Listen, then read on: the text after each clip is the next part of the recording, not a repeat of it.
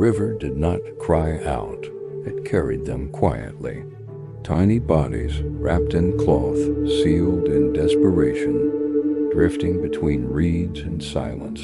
No trumpet, no warning. Just a mother's trembling hands letting go of her own flesh. Because keeping him meant death. This is where the story truly begins, with fear so thick it could choke a nation. Egypt, the great empire of the ancient world, stood at the height of its power. Its cities rose like monuments to human ambition. Its kings spoke as gods.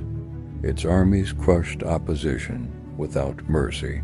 But beneath that polished surface, something was growing, a people, the Hebrews. They had come generations earlier during a time of famine. But time has a way of erasing memory.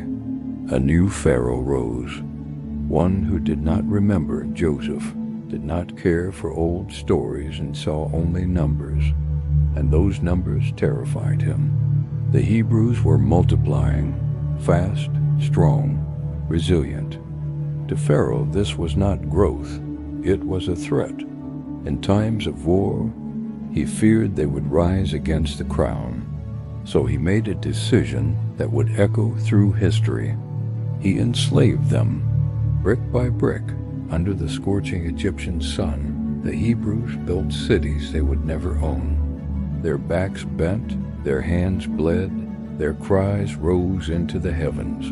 But Egypt did not listen. Oppression became policy. Pain became normal. Pharaoh's solution became darker, colder, more ruthless. If strength comes from numbers, then reduce the numbers. The order was simple. Every Hebrew boy must die. Midwives were commanded to kill newborn males at birth. But courage still breathes. Pharaoh escalated. Every Hebrew baby boy was to be thrown into the Nile, not hidden, not secret, public, systematic, merciless.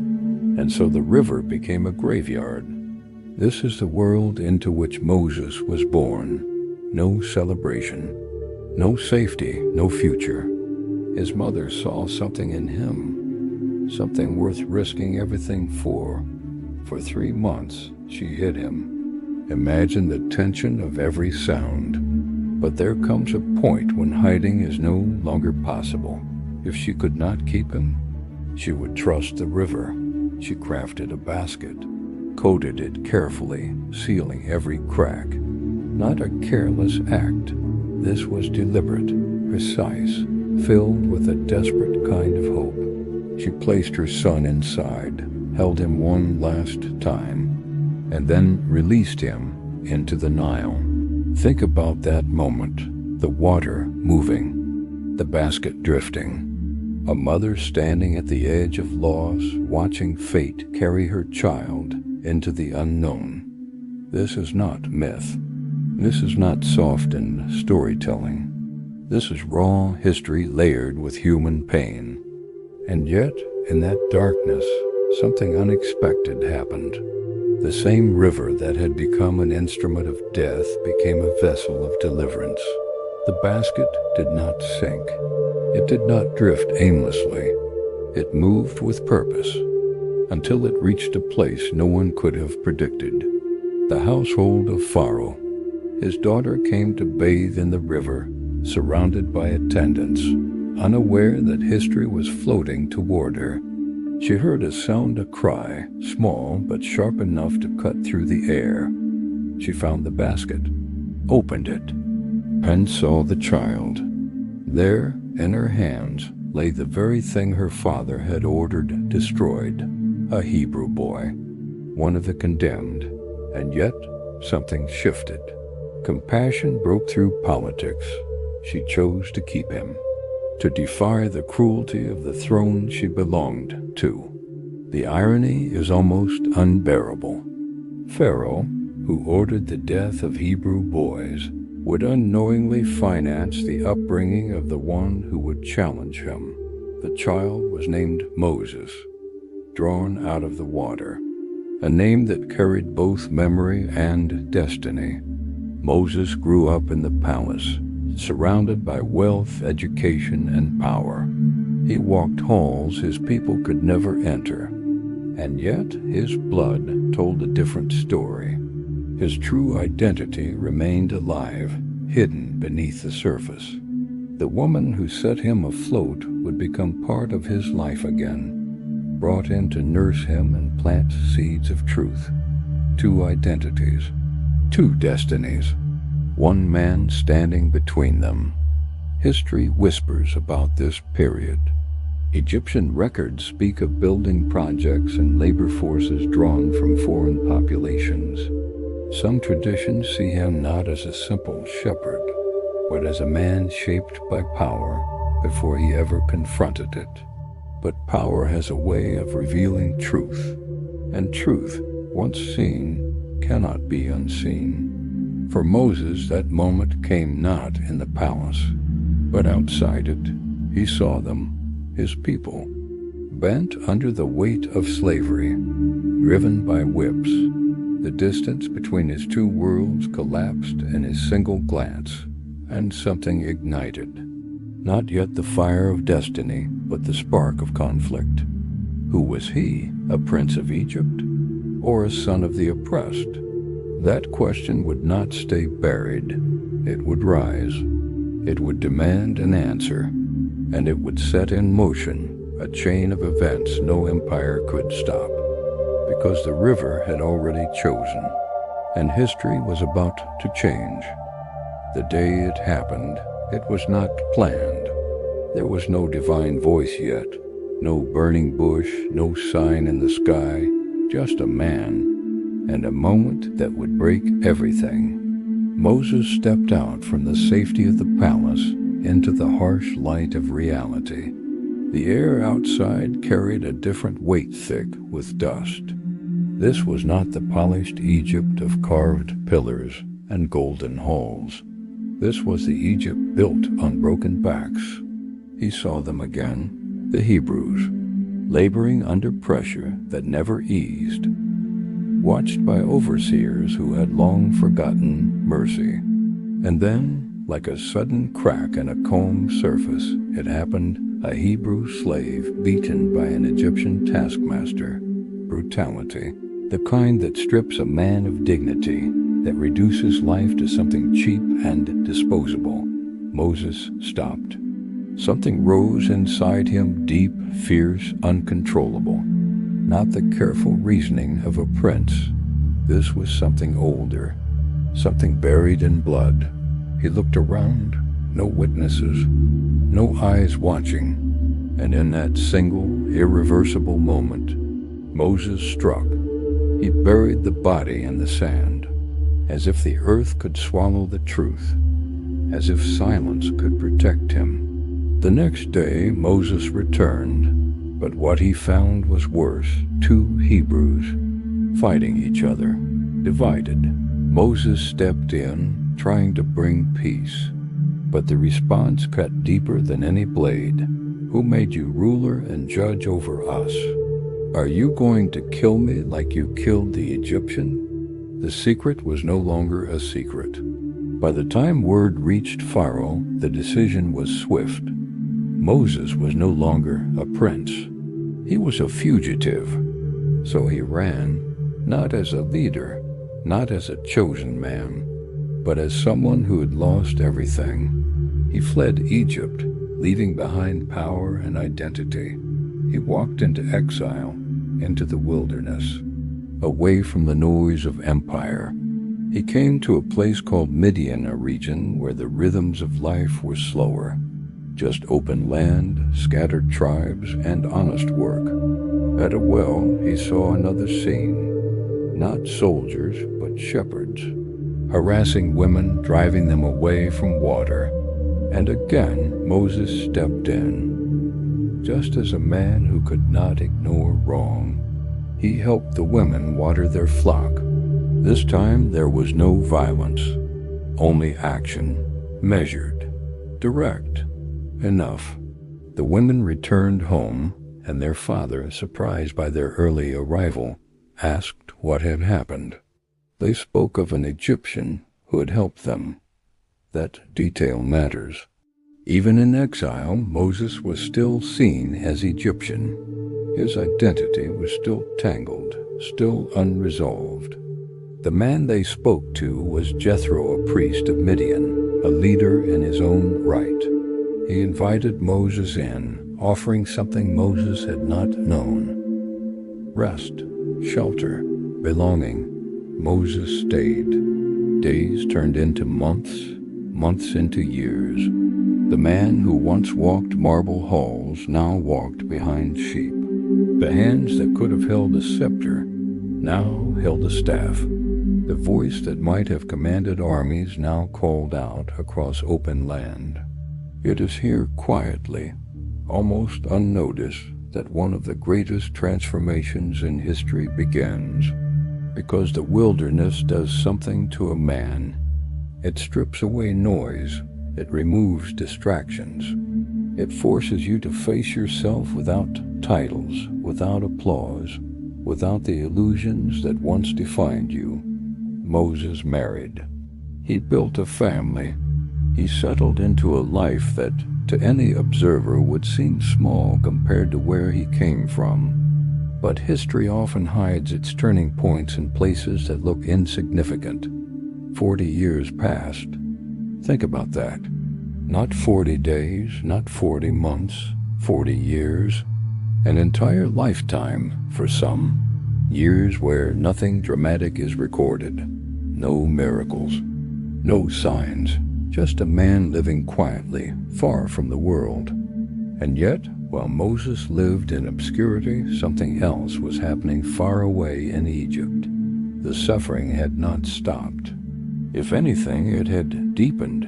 The Hebrews were still enslaved, still crying out, still waiting for relief that never came. Generations lived under bondage and died without ever tasting freedom. But their voices did not disappear. They rose. And this time, they were heard, not by Pharaoh, not by any human power, but by God. The ancient texts are clear. This was not a sudden reaction. It was rooted in a covenant, a promise made long before Moses was born. God remembered in the sense of moving toward action. The cries of the oppressed had reached their limit. The time was coming. When God prepares to change history, he does not always start in the center of power. He starts in the wilderness, with the man who once failed, with the man who ran, with a man who, by every human measure, had missed his moment. Moses did not know it yet. As he walked those quiet hills, the next chapter of his life was already approaching. Not slowly, not gently, but like fire breaking into the ordinary, the kind of fire that does not consume, but calls. There are moments in history that do not announce themselves with noise. They come quietly, and then everything changes.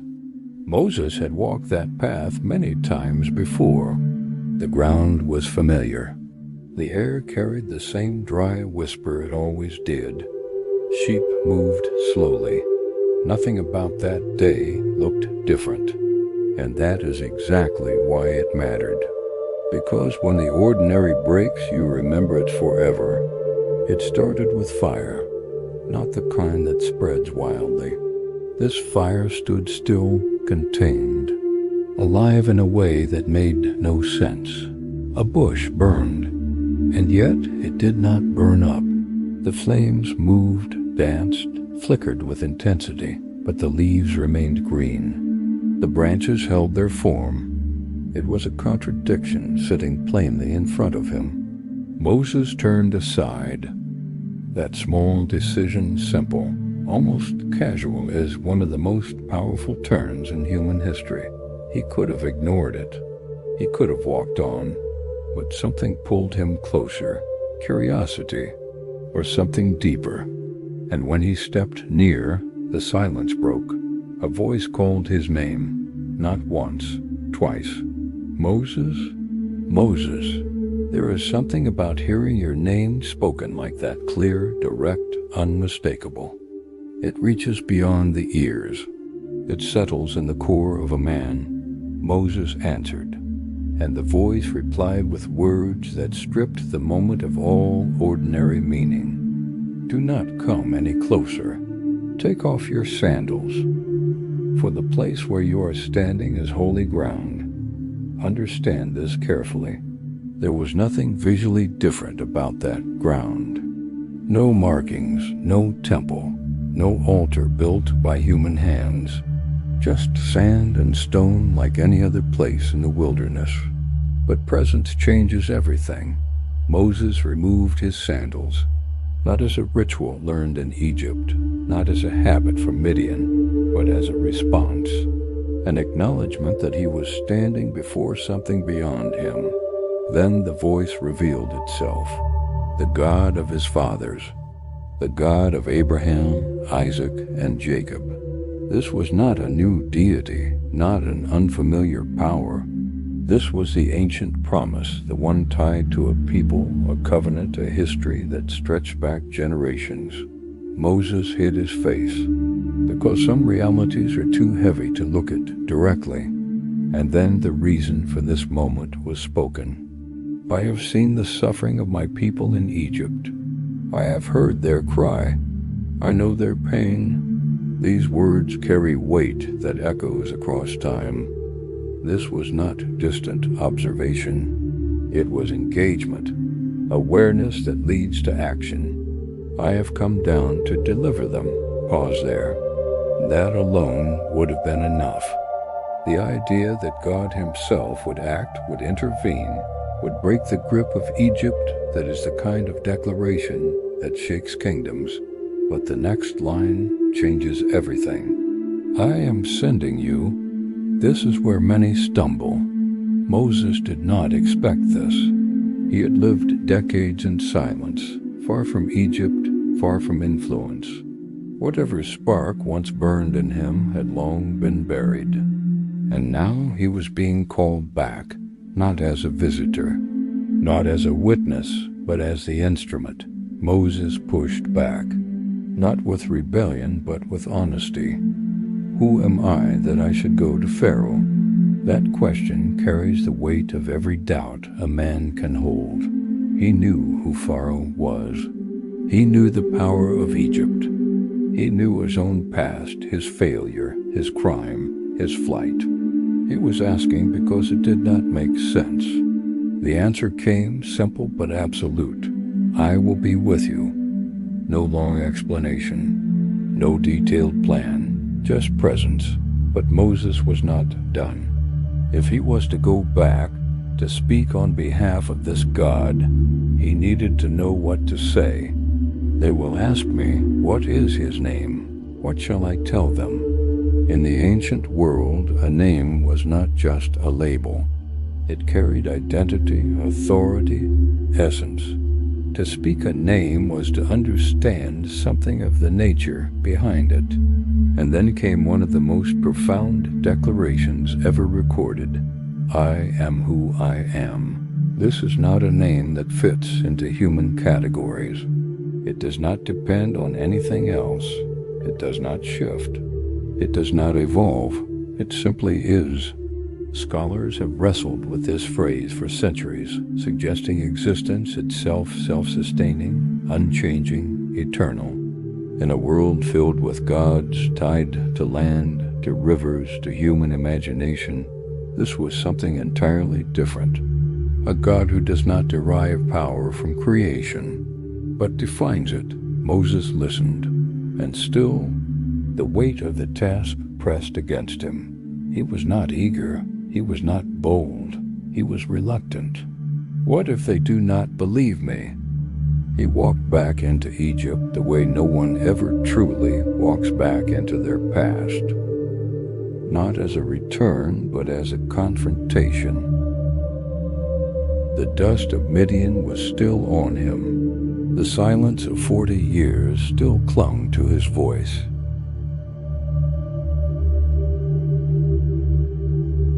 And yet, somewhere deep inside that quiet man, Something had been awakened that could not be buried again.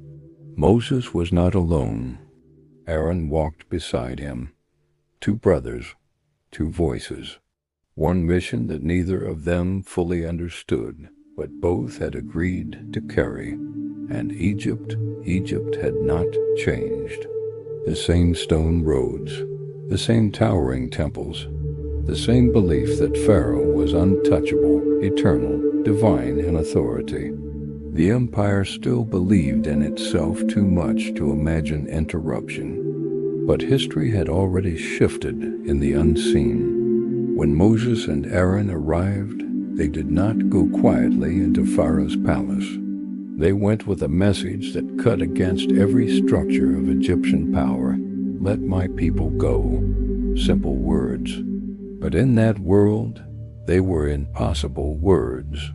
Pharaoh looked at them not as messengers of truth, but as disturbances. Egypt did not negotiate with slaves, and it certainly did not respond to claims made in the name of an unseen God. His answer was immediate and cold. Who is the Lord that I should obey him? That question is not just ignorance. It is defiance wrapped in pride. Egypt had its own gods, gods of the Nile, gods of fertility, gods of war, gods of empire. Pharaoh stood at the center of that system. To him, no foreign power could challenge what Egypt had built over centuries. So he refused, and the refusal became the first crack, because from that moment onward something began to unfold that would not stop. What followed were not random disasters. They were structured confrontations, each one striking at something Egypt depended on. The same river that had once carried death for Hebrew infants now carried judgment against the system that created it. Still, Pharaoh hardened his heart. Then came the frogs. They rose from the Nile in overwhelming numbers, entering homes, beds, kitchens. Egypt's order collapsed into chaos. Even the sacred spaces were invaded. Pharaoh called for relief, but he did not release the people. Then came the dust turned into gnats.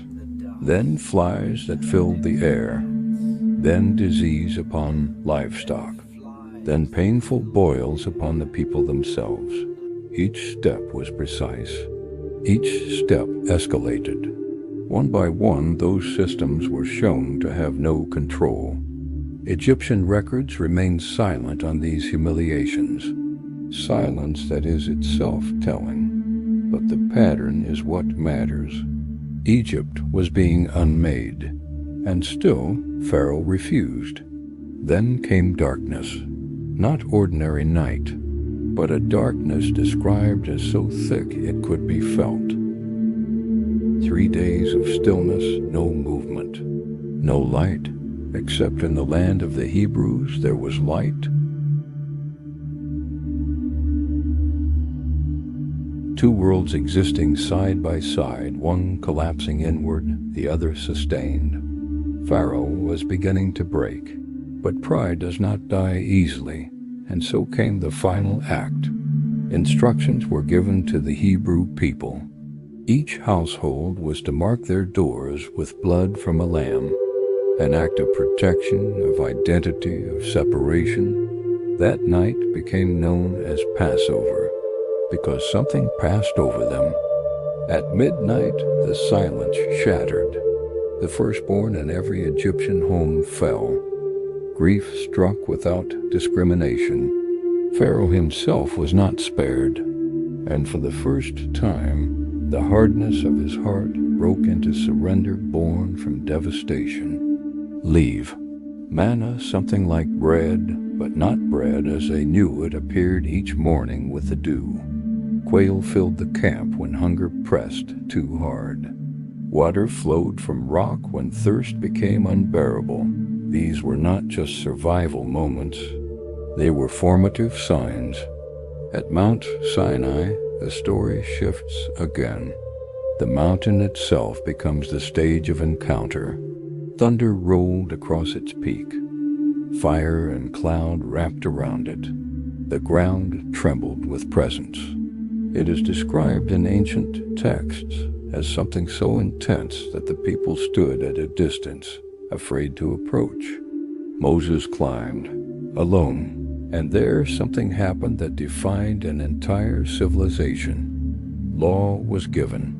Not just rules, but structure for a people who had only known chaos under oppression. 10 commandments formed the foundation. These were identity markers defining how a freed people were to live, worship, and relate to one another.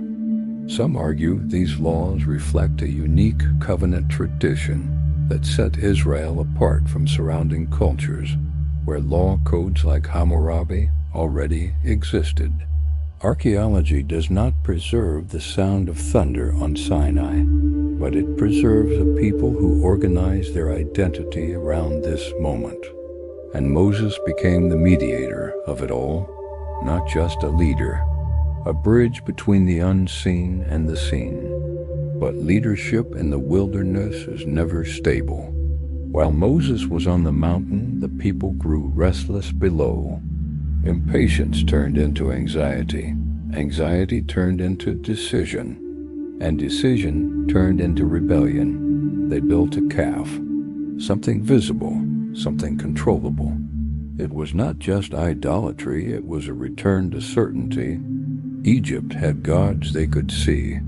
When Moses descended and saw it, the reaction was not gentle correction. It was devastation. What followed was discipline, correction, and a painful reminder that freedom without direction collapses into chaos. But Moses did something deeper than punishment. He interceded. He stood between a broken people and divine judgment, from leader to mediator, from commander to intercessor. And yet, even Moses was not untouched by the strain of it all. The burden of a nation is not light. Complaints never ended. Even miracles became routine in the eyes of those who lived among them. At one point, Moses himself reached breaking point. Frustration surfaced.